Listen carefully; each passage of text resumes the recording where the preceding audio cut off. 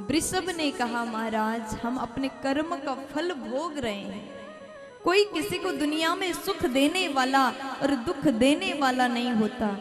अपने दुख और सुख की रिमोट कंट्रोल अपने हाथ में होना चाहिए, दुख और सुख की चाबी अपने हाथ में होना चाहिए। लेकिन हम लोग आजकल दूसरों पर इतना ज्यादा डिपेंड रहते हैं, कोई दूसरे अगर कुछ भी कह दे अपने आप को हम दुखी बना लेते हैं। जब तैयार होकर के बाहर निकले और कोई दूसरे कह दे कि वाह कितने सुंदर लग रहे हैं, तो बहुत खुश हो गए।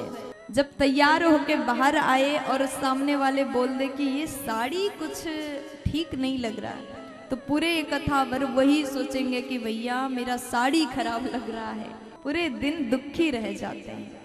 इसलिए हम कहते हैं अपने अपने श्रृंगार किया, तैयार हो गए, आईना में देख लिया, लगा कि परफेक्ट है, सब सही है, तो खुश हो जाओ।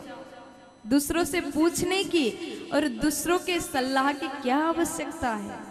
अपने दुख और सुख के चाबी अपने पास रखिए अगर जीवन में सुखी रहना हो तो। प्यार से बोलो, जो मनुष्य अच्छा कर्म करता है, सत्कर्म करता है, वही व्यक्ति जीवन में सुखी रह सकता है। तो आज राजा परीक्षित से धर्म ने यही कहा। इतनी अच्छी बात को सुनकर के राजा परीक्षित ने कहा, आप कोई साधारण बैल नहीं हो सकते, मैं जान गया आप साक्षात धर्म हैं। और ये गाय रूप में, गौ रूप में साक्षात पृथ्वी माता थी। पृथ्वी माता रो रही है और वृषभ के चरण कटे हुए हैं। जब भगवान गए तो तुरंत कलियुग आया। एक काला पुरुष गौ माता को मार रहा था, वृषभ को कष्ट दे रहा था। देखिए धर्म के 4 चरण हैं, सत्य, दया, दान और पवित्रता। लेकिन कलियुग आते ही वृषभ का चरण कटा, धर्म रूपी बैल का चरण कटा। इसका मतलब कलियुग में सत्य, दया, दान और पवित्रता कम होता जा रहा है। आजकल के लोग सत्यवादी नहीं हैं। आपने राजा हरिश्चंद्र की कथा सुना होगा, उन्होंने सत्य के लिए अपने आप को बेच दिया, सत्य के लिए सब कुछ लुटा दिया। उस जमाने में सत्य के लिए अपने प्राण तक त्यागने को व्यक्ति तैयार होते थे। लेकिन आजकल सत्य को हम छोड़ करके आगे बढ़ रहे हैं, झूठ को अपने जीवन जीने के लिए सहारा बना रहे हैं। आज के समय में सत्य का नाश होता जा रहा है। सत्य एक धर्म है और हम सत्य को छोड़ेंगे तो हम धर्म के रक्षा कैसे कर पाएंगे। आजकल हम लोग एकजुट होते हैं धर्म को बचाने के लिए, धर्म का प्रचार करने के लिए, लेकिन जब धर्म के लिए आगे बढ़ते हैं, धर्म के पथ पर चलते हैं, धर्म के मार्ग पर चलते हैं, तो झूठ के सहारा लेकर के कभी आप धर्म के मार्ग पर चल ही नहीं सकते।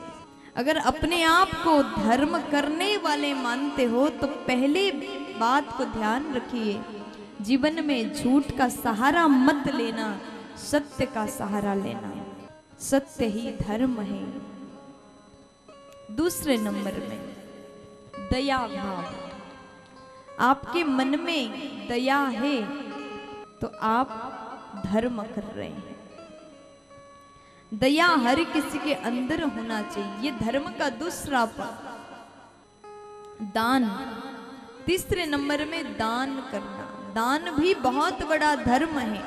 दान करने से क्या होता है, आप जो दान यहाँ पर करते हैं उसके बाद में आप जब इस संसार को, इस मृत्यु लोक को छोड़ करके जाते हैं तो वही किए हुए दान, वही किए हुए सत्कर्म आपको वहां जाने का मार्ग तय करता है।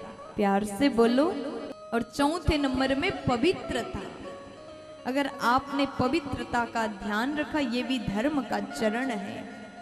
अगर आजकल के मनुष्य कलयुग में होकर के भी इन 4 नियम का पालन किया, सत्य, दया, दान और पवित्रता, ये 4 नियम का मनुष्य पालन करे तो वो मनुष्य धार्मिक है, वो धर्म को आगे बढ़ा सकता है।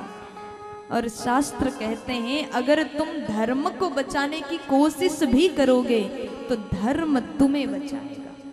धर्मो रक्षति रक्षिता। और धर्म करने के लिए कुछ और ज्यादा करने की आवश्यकता नहीं, बस सत्य, दया, दान और पवित्रता, इन 4 नियम का पालन करिए।